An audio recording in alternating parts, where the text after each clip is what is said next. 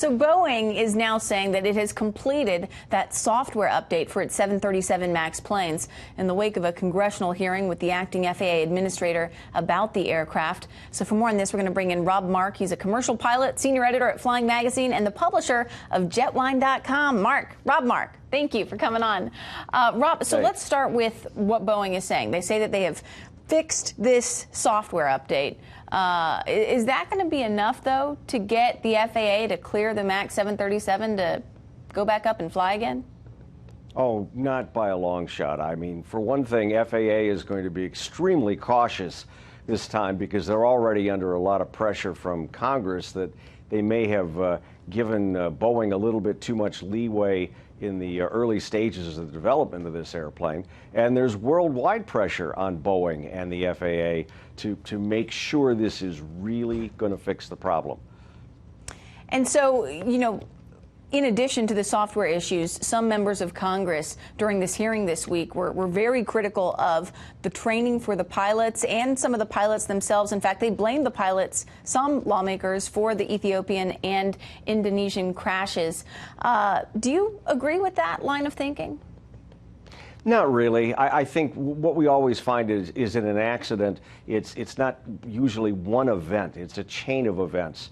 Yes, the pilots were there in the airplane trying to wrestle control of the airplane back. You know, but again, they're not here to defend themselves. But again, it's only a piece of the puzzle. We didn't even know that this MCAS system that went crazy even existed until after the Lion Air crash last year. There were just so many concerns that were brought up in this hearing, and I want to share one more of them with you and then get your take on the other side of it. It's from Congressman Sam Graves of Missouri. Listen to this. That's what scares me in all of this, is climbing on an aircraft or an airline, you know, that is outside U.S. Jurisdiction. I know what we have in the U.S., and I know what we are capable of, and I know the quality of our pilots and the quality of what they have to go through to get to that point. So he's essentially saying that, you know, he potentially someday would be fine with getting on planes that are checked and certified and, you know, checked out by the FAA, but not so much getting on flights that, you know, are originating from outside the United States. Is that a legitimate concern in your mind?